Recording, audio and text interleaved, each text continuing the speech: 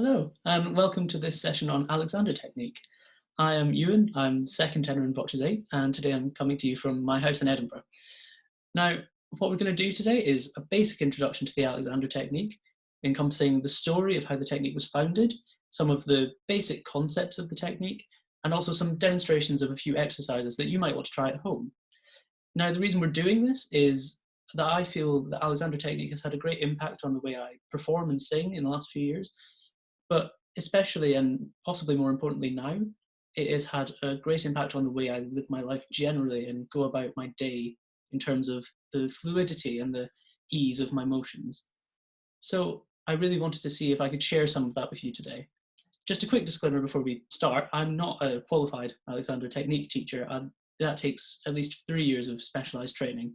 And obviously being in Voces 8 doesn't give you much time to do that kind of stuff. But I did study this for a couple of years, and in sharing my own personal experiences with you, I hope to give you just a basic level of understanding, which if you would like to take any further, there are plenty of resources available to do so. Okay, so let's begin. I think the story of the Alexander technique obviously begins with its founder, Frederick Matthias Alexander. Now, Alexander was an actor working in Australia towards the end of the 19th century and the beginning of the 20th.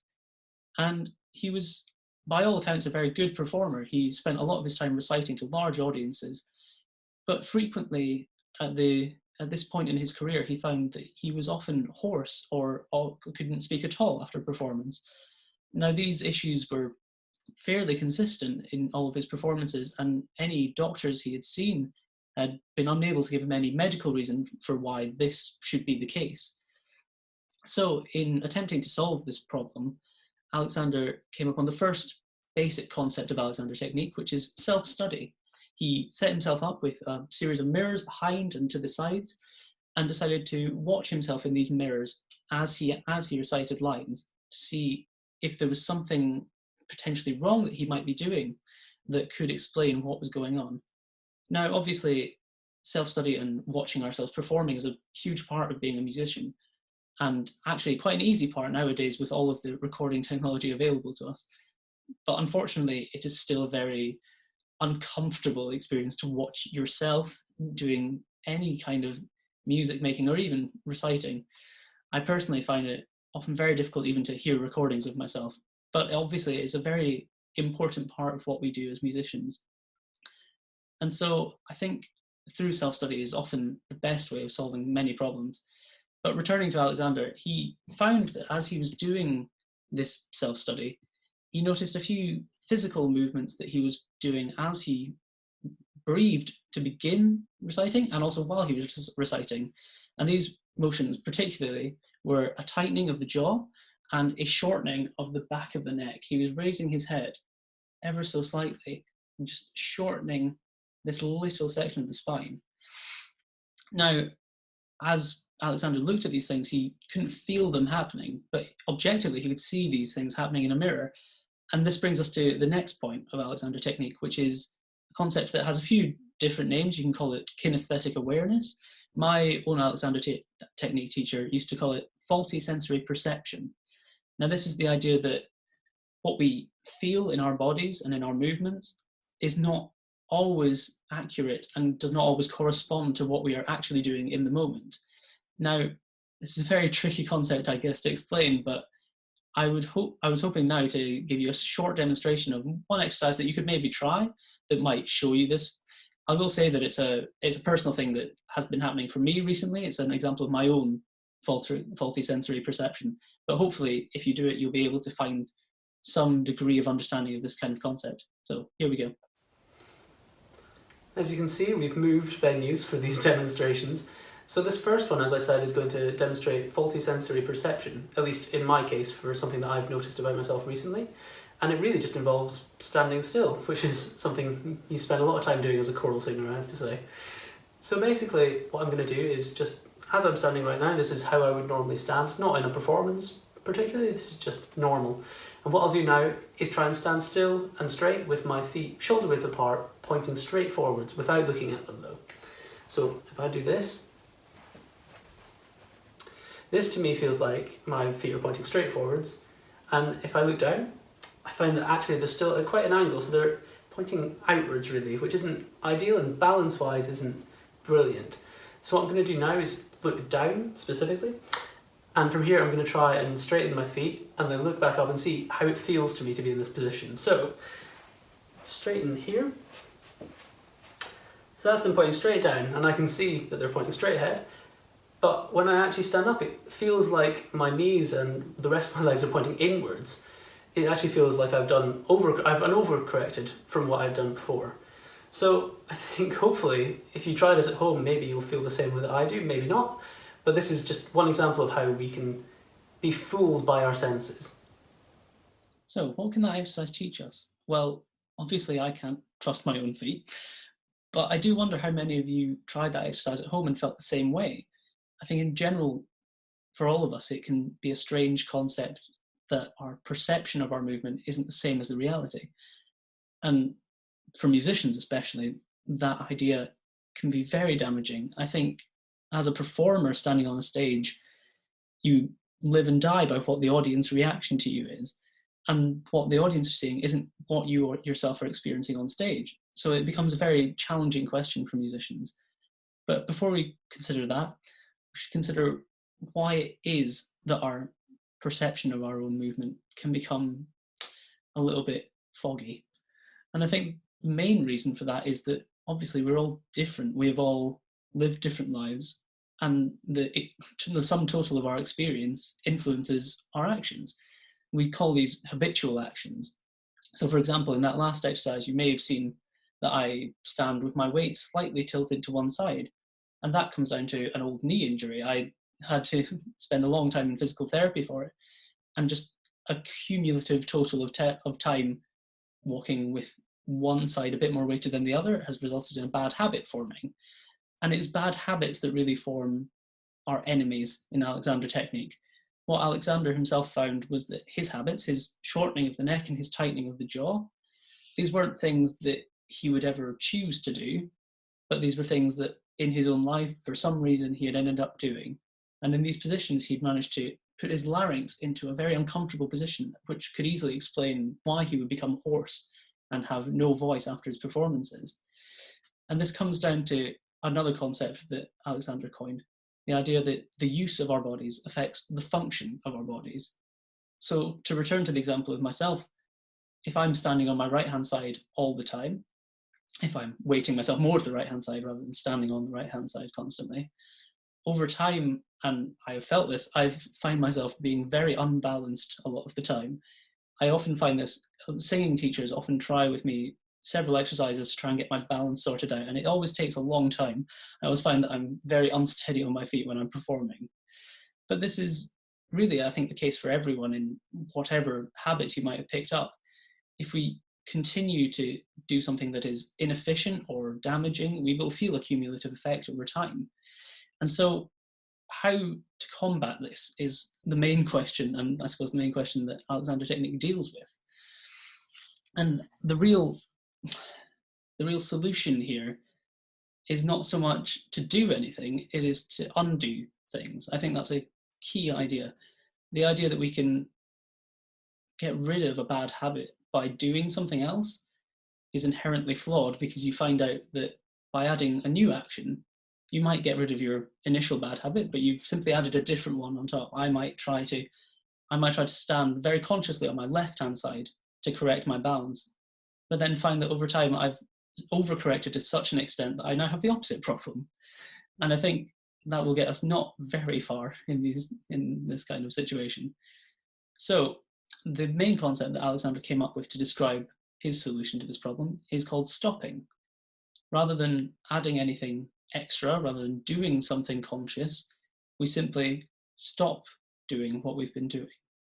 We simply take a pause, we take a moment, and we figure out if something is unnecessary or overly tense. And after that, we simply allow ourselves to do the natural action. We think about what is required of us in any given action, and we simply allow the necessary parts of us to function while relaxing with the rest of our body. And the next exercise I'm going to show you explains this through a very simple everyday task. As you can see, I've got a chair for this exercise, and that's actually all you'll need to do it. We're basically just going to do standing from a sitting position, considering the ideas of stopping and allowing that we were just discussing. So what do we physically need to do to stand up out of a chair? I think the answer is really only two things. We need to fold forward from our hip joints here, and we need to straighten our legs to push ourselves up. But really that's it. I think it can be quite amazing how many extra movements come into this when you try it. So if I show you, for example, now, I will just stand up as normal without stopping.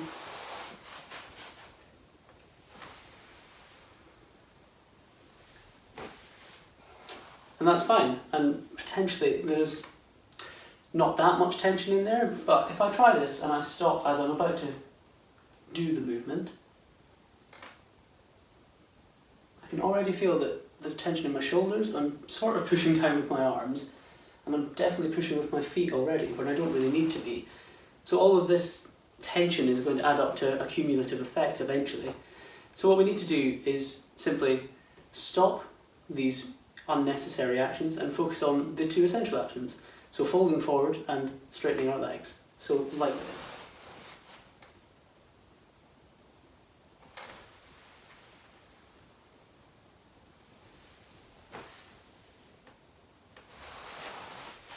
See if you can try that at home and see how fluid you can make that motion. Well, I hope you all enjoyed sitting and standing as much as I did. I think the general way that Alexander technique can be integrated into our day-to-day lives is one of the best aspects of it. So really, looking at that last exercise, for example, the amount of sitting and standing you might do per day is obviously a lot. And if you can just take one little moment or instant to consider what you're about to do, it can often make a world of difference. And I think hopefully that's something you can take away from this session. But further than talking about stopping and taking an instant, I'd like to talk a bit more about the concept of allowing. Obviously, it's a fine idea to say that we just let our bodies do the natural thing that they need to do, not inviting excess strain or stress. But it's a very difficult thing to put into action. So one way that Alexander found of doing this was by using directions. Now, these are positively framed thoughts that we can use as we're completing an action or as we're doing anything, going about our day-to-day lives. Now, the fact that they're positively framed is really important here, especially for performers. I can't count the number of times I've been on stage and thought to myself, oh, you must do this, you have to be in time, you have to sing this, you have to do this. And I often find that being so insistent with myself can often lead to more tension than it can lead to any good results. So framing it in a positive way, saying, I will allow myself to be free, let my neck be free, let my breath flow. These kind of things can actually help quite a lot. Directions can really be anything as long as they're positively framed. I think you have to find one that works for you personally. Let my neck be free is Alexander's example of what he used to get rid of his bad habits. And it's one that I've used quite a lot as well. I have to think about posture a lot as a singer, and it's one that I've found very useful. But really, they can be anything you want. So I think before we do one last exercise, I just want to talk a little bit about my personal experiences with Alexander technique. So I started studying it when I was doing my master's in singing around 4 years ago. And initially, I think I had the same reaction that maybe a lot of people watching this will have had, saying these very strange, simple actions that we're doing, these exercises, it feels a little weird. It feels like it can't possibly help as much as people claim. But then you find, I think, the longer you go about it, the more impact it has. I was starting Alexander technique at the same time as I was starting singing lessons with a new teacher. We were doing a lot of technical work, a lot of trying to build up power in my voice.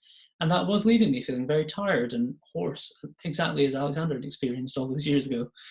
So hearing that in my first lesson was amazingly helpful. It motivated me to be involved and to be really committed to trying these exercises and to consistently implementing them. And I think what I found was not only did it allow me to be a more confident and free performer, it also helped me with performance anxiety, really. Directions are great for allowing ourselves to do something. They're also great just as a distraction tactic, really. I think if you're focusing on one thing when you walk on stage, the level of focus that you put into that one thing can allow various other things to happen without too much stress and strain. And I think that is the main thing that I've taken away from Alexander technique. And I think to finish off this session for today, I think we're going to look at the first exercise I ever did in an Alexander technique class. And it's very useful for the close of this session because it mainly involves lying down. So, as you can see, we've gone from standing to sitting to the floor for this final exercise. And this is called the semi-supine position. This exercise is designed for breathing and for realigning your spine and your shoulders with your neck. So basically, again, it's very simple. All you need for this is a book. And this is going to be placed on the floor, and you're just going to place it where you'll put the base of your skull when you lie down. This is to stop your head from going too far back and ruining your alignment. So basically what we're going to do is lie down with our knees bent and our hands across our abdomens like this. And what we do is just focus on our breathing, focus on letting our neck be free. And hopefully you should begin to feel an expanding of your back and a little more relaxation and tension leaving your body. So I'll just show you quickly what the position should look like. So I lie down like this. The book is positioned just under the back of my skull. My hands are here, and you just focus on breathing. And this is an exercise that you can do for any length of time, really. But what I would say is that half an hour is probably the optimal time to do it, to get the most out of it. Any more and you maybe risk falling asleep. So have a go at that and see how you find it.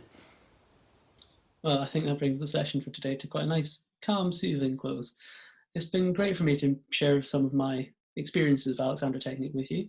I hope that you'll find some way to incorporate this into your day-to-day life, try and ease some of the daily stresses and strains that we're all living through at the moment. Thank you very much. Have a great day.